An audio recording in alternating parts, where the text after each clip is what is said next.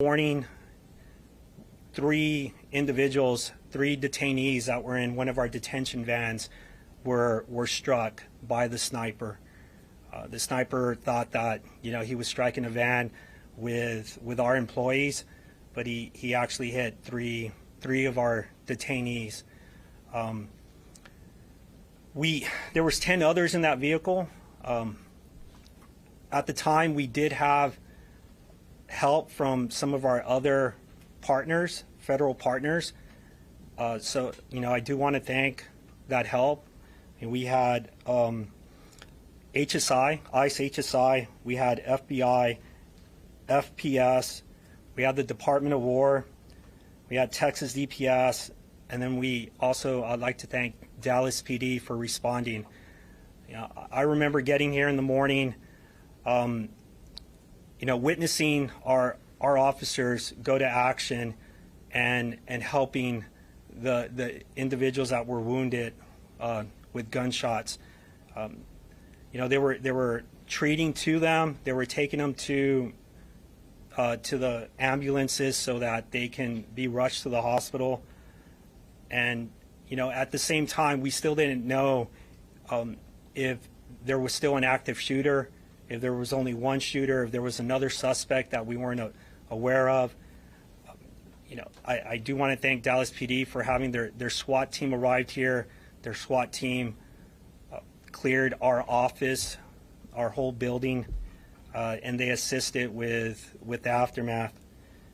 Now, the aftermath, it took us a while back to get this office back into the shape that it is right now.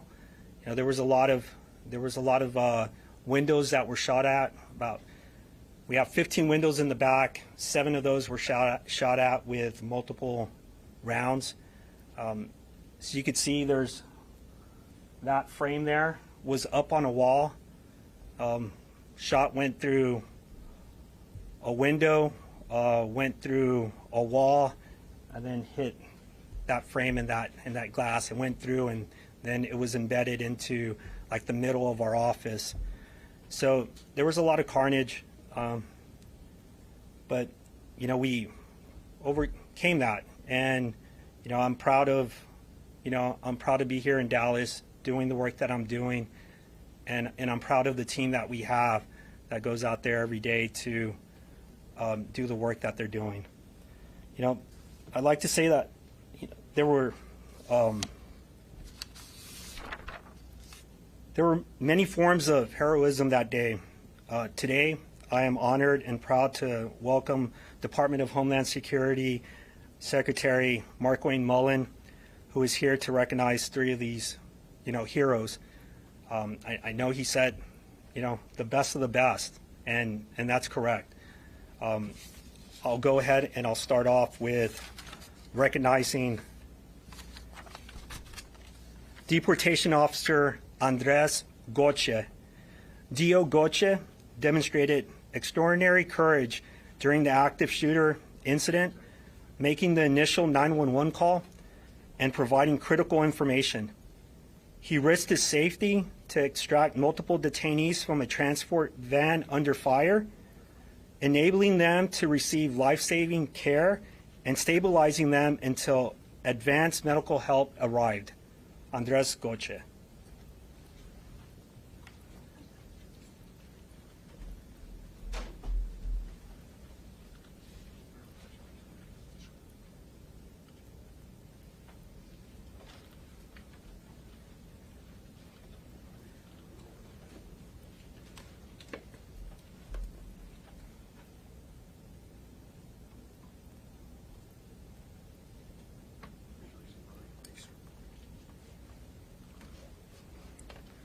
All right. Deportation Officer Marco Solis. D.O. Solis responded under active threat, administering life-saving first aid to 2 critically injured detainees. He conducted immediate trauma assessments, provided emergency care, and coordinated with responders to ensure safe casualty movement. Marco Solis.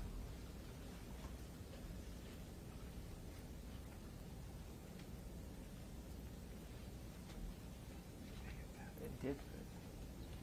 I was worried that wasn't going to fit on you.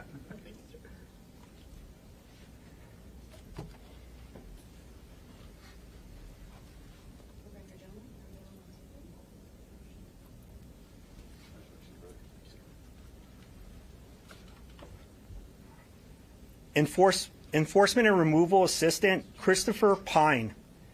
ERA Pine administered life-saving first aid to 2 detainees, establishing a casualty care area under duress. He provided direct emergency interventions, coordinated with responders, and sustained patient stability until transfer, directly contributing to the preservation of life. ERA Christopher Pine.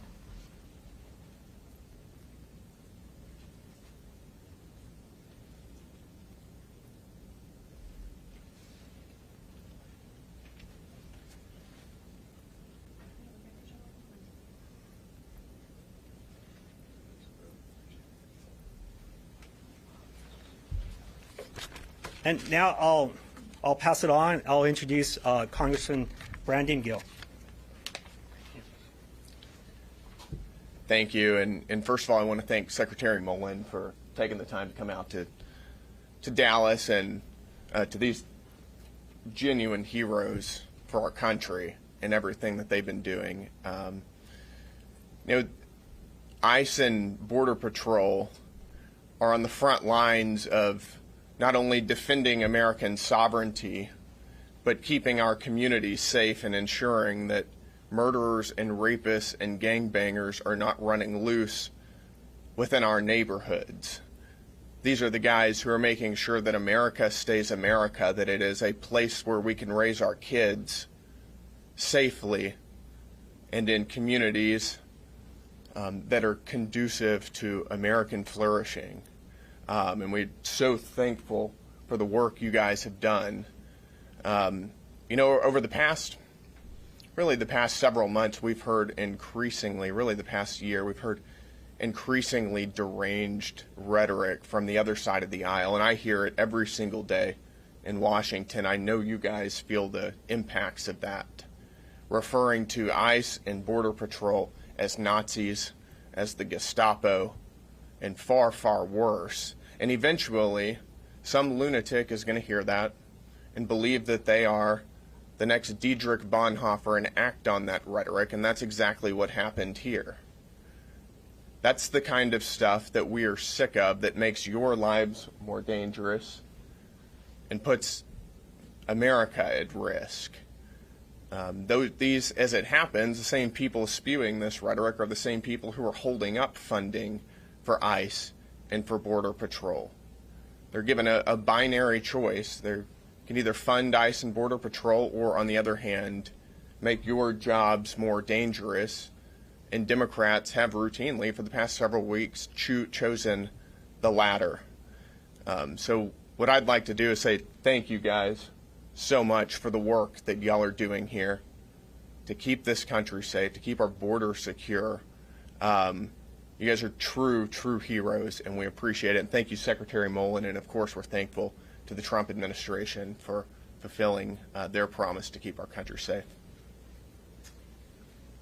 Thank you, Brandon. And I want to point out again that, while we focus daily on getting the worst out the worst, or worst of the worst, we're definitely celebrating the best of the best. And it's frustrating to me when you hear the rhetoric of the left, and they're demonizing law enforcement for simply doing their job.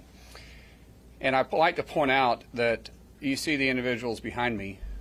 They're willing to run in and risk their lives for those that were under their protection.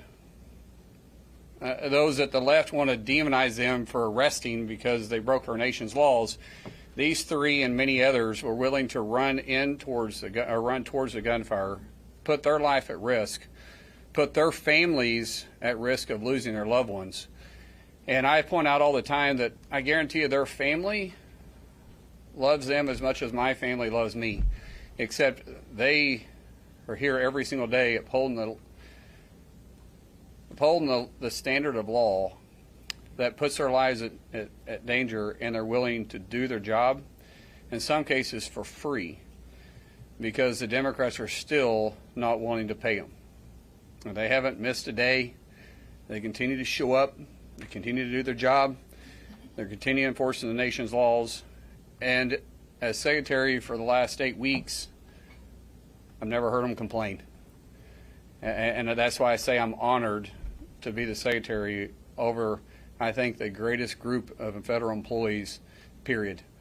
They're literally willing to do their job for free, and that's protect my yard, protect your backyard, and protect our homeland. And so, guys, thank you once again for doing that. You represent what we know is true, but unfortunately the American people, sometimes all they hear is the rhetoric of the left. And I'll tell you truly, I pray for you guys, I pray for your family, and I mean this sincerely. Love you. Thank you so much for what you do. With that, I'll stop, and we'll open it for questions. I'm going to ask Brandon to join me up here too, the congressman that really overdressed for this meeting, but it's okay. I mean, I appreciate it. You look good. I mean, I told somebody one time that, you know, the difference between my suit and your suit is, right, is when I'm wearing a suit, I make the suit look good. This suit makes you look good. I'm just playing. So let's open up for questions, and we'll be willing to fill anything you have. Secretary Mullin, Brooke Yes. Miller with Yes. Fox News. We see what's going on in Newark with Delaney Yes. Hall. One officer was just bit in the arm. Then you had another young agitator who was just arrested for telling the officer he's going to kill him and his family. That's right. What are you specifically doing to protect these ICE officers who are just trying to do their job? Well, first of all, we have zero tolerance. The president and I have talked about this.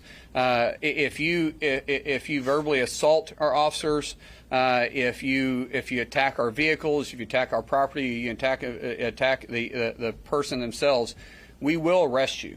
We have absolutely zero issue with you exercising your First Amendment in a peaceful protest. But when you're threatening the lives of an officer, that's verbal assault. When you threaten the lives of their family, that's verbal assault. When you spit on an officer, when you put hands on an officer, when you touch our vehicles, that is assaulting federal property and assaulting a federal officer, and we have zero tolerance. We will arrest you. What I think the best thing that's happened at the detention center in New Jersey right now is the fact that state police finally was able to respond when the Governor Sherrill allowed them to. And it wasn't that state police and local law enforcement didn't want to help. They just were told not to help. We see over and over again in these sanctuary cities and sanctuary states where law enforcement officers, they want to do their job. That's why they signed up to do their job. But so often you have radical left leadership that doesn't allow them to do so. But when they did show up, they quickly realized these aren't peaceful protesters that the radical left politicians were telling you about. These were individuals that were well organized. We've arrested individuals that came in from Portland, not from New Jersey, came from Portland to lead. We've seen that they've been well supplied. We've seen Antifa flags being flown. And once the state police came out, and which, by the way, awesome group of guys, they understand crowd control very well, and they started pushing the individuals back after they warned them, started making arrests. You saw that the situation quickly got under control. And for us, when we first started calling, they were simply saying they didn't have the resources. And it's interesting to me that they finally found the resources and started clearing their streets. We can control our building. We can provide security for our own building. But if the city and state streets, that is their job to do. However, we will do it if we have to protect our employees, to protect the detainees coming in and out, and protecting the property if required to. But right now we have great cooperation, and we hope that continues. And last question is your message to young men and women who might see what's going on and they decide they don't want to enter this force and become an ICE officer because of all the hatred and violence that comes along with it? Right now, our recruiting numbers are pretty strong. Regardless of what the left it likes to say out there, people want to join this mission. It's the greatest mission, period, and it's to protect our homeland. And so regardless of the rhetoric, young men and young women, men and women from other law enforcement is coming in and joining. We're providing the training, we're providing the resources they need to do their job, and we're going to continue to do so. And as I said before, as Secretary of Homeland, it's my greatest honor to be able to represent them, and we want to thank them every single day for doing the job that they do. Secretary Markwayne with CBS News Texas. Just curious what you have to say to the families of the victims. I mean, they died in the custody of the United States. What victims are you referring to? In the shooting. Oh, to here? Okay, I first of all, it should have never happened. The rhetoric that the left continues to want to spew out leads to what Brandon said, the congressman said, to this type of reaction, because when you spew it enough, eventually you're going to get someone that's mentally unstable that's going to take those words literally and not realize that it's just political theater. It's just for them to get clicks and for their social media to maybe get some attention. I tell people that in political business, people will hurt you a lot to gain themselves a little. And when the rhetoric we're hearing from the left put people's lives at risk, which has happened here, we're sorry. What we did as officers is we responded and did everything we could to save as many lives that we possibly could during that tragic day, but it should have never taken place. Yes. You suggested that you're going to consider pulling CBP officers from airports you consider sanctuary jurisdictions. Is there any specific plan to do that in the works right now? And have you What I specifically said in New Jersey was, since the state police and the local police says they don't have the resources to be able to respond, then we're going to have to get our resources from someplace else, because we're going to protect our men and women that work for us. And if they're not willing to do that, then we're going to pull resources too. And to pull those resources, the closest resource we have is our CPB officers at the airport. We can flex with those individuals, bring them out. They're licensed officers. We can help provide perimeters, provide security, and then we can allow our SRT to be able to go out and start clearing the streets and doing crowd control. When that takes place, I have to make a decision on my resources, just like the governor and the mayor was making decisions based on their resources. And if we do that by pulling them out of processing flights going into international airports, we will do that, because we have to have resources too. Keep in mind, we're still shut down. So our resources may not be where they should be, but our men and women are still showing up and doing their job. Do you have a plan with this in place right now? Where this is Right now, yes. Do we have a plan to initiate it? Yes, we have a plan to initiate it if required. We're not required to do it because the state is cooperating with us, and I hope the governor will continue to cooperate with us. The mayor has been very cordial to work with too. The chief of police has been very cordial. And as long as we continue to have this partnership with local and state law enforcement, then there will be no need to do so. And to follow up on that, the Transportation Secretary has been critical of this plan. Have you spoken with him about it? Actually, that's not accurate. The Secretary Duffy and I have been in communication on this. He understands. There was it was misreported out there saying that I was going to stop international flights from coming in, and I believe what he said is that I don't have the authority to do that. I don't. But I do have the authority to pull officers out if I have to, especially for security purposes for other federal officers, because we use, just like ICE can respond to airports when TSA was shut down and you saw ICE officers going in and helping process and helping with crowd control. We flex with ICE officers at that time to the airport. When ICE is needing help, we can also flex with personnel that's at the airports, meaning the CBP officers, and bring them out to help ICE. One other question. Yes. Former Border Patrol official Gregory Levine has been critical, saying. I never met the guy. I never met the guy. What he said. No, he's irrelevant to me. I don't know who he is. What else, guys? Question about the World Cup. Yes, sir. How the preparations been going? Has it been challenging? And if I hear we're watching a game here in Dallas in a couple of weeks. Yeah. So FIFA's great. We have 9 games coming up here. Semifinals is going to be the last game. First game is going to be the June 14th against Japan and the Netherlands. Phenomenal facility. I mean, it's phenomenal. We just got in walking through the facility. We're doing all the preparations. We did get a little bit behind because the Democrats had a shutdown for 76 days, plus that's the fourth shutdown we've had in a year. This preparation has been going on for quite some time. We were behind on getting some federal grants out to local law enforcement, but I tell you, the work never stopped. This is what law enforcement does, regardless if the Democrats want to pay them or not. They continue to do their mission. They signed up to do a job because they were called to do it, not because they absolutely got into it for the pay. You'll see most officers aren't getting very wealthy. They're just providing a living, but they're willing to do their job for free. So even during the shutdown, preparation didn't stop. We have cooperation from federal agencies all through DHS and some through DOJ and through local and state. We have UAS technology going up. We have perimeters being pushed out. We're having the site being completely secured. So if you've had an opportunity to take a look at it, it's pretty impressive. And we repeat this, by the way, through 11 different cities. We're going to have 78 Super Bowls in 38 days here inside the United States. Super Bowl has around 250 million people that watch it. We're going to have 1.4 billion watching the FIFA games, and then we're going to have a little over between 5 and 7 international visitors to the United States, and we're going to be able to highlight the greatness of the United States along the way. So we're excited about it. A lot of preparation. The first game in the U.S. is the 12th, June 12th in L.A. We'll be there, and then for the next 38 days, I expect my wife is going to see very little of me. Secretary, I know you keep saying. Let me go over here. Go ahead. Sorry, I heard a question come up. Last question. Oh, okay. Secretary, I know you keep saying the left, but what type of data do we have to support these claims on attacks on agents, and how are we tracking that across the country? What do you mean data?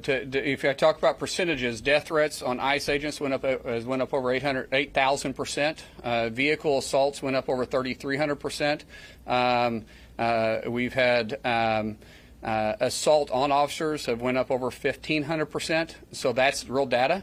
And when you start talking about the left, we see everybody in this room that's watched the news, 5 minutes of the news anytime in the last year have heard the rhetoric that they keep spewing about our agents simply enforcing our nation's laws. And so you have to contribute that directly to what they're saying.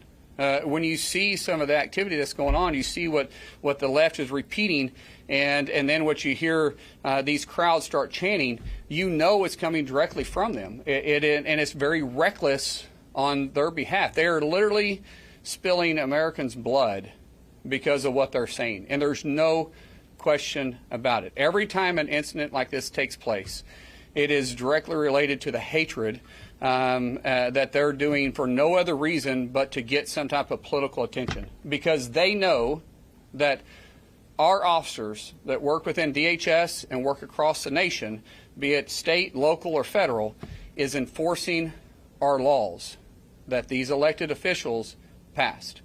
They're doing it every single day, making sure that we get home safe, making sure even the ones that are spewing the most ridiculous and most hateful things, making sure those individuals still get home safe before they'll get home safe to their family. And that's why we should hold these individuals, not just the three here, but every single day we should be celebrating law enforcement, understanding the risks that they put their lives at every day to make sure we're able to walk our streets, drive our streets, and go to work and get home safe every day. Are you considering having your wife designated as a special government No. employee? If so, you're not. No, that's an absolute rag. That's lied absolutely about it. My wife doesn't want to be in the public eye at all. All right, thank you, Press. Thank you. Thank you very much. I wasn't one of them. So was I.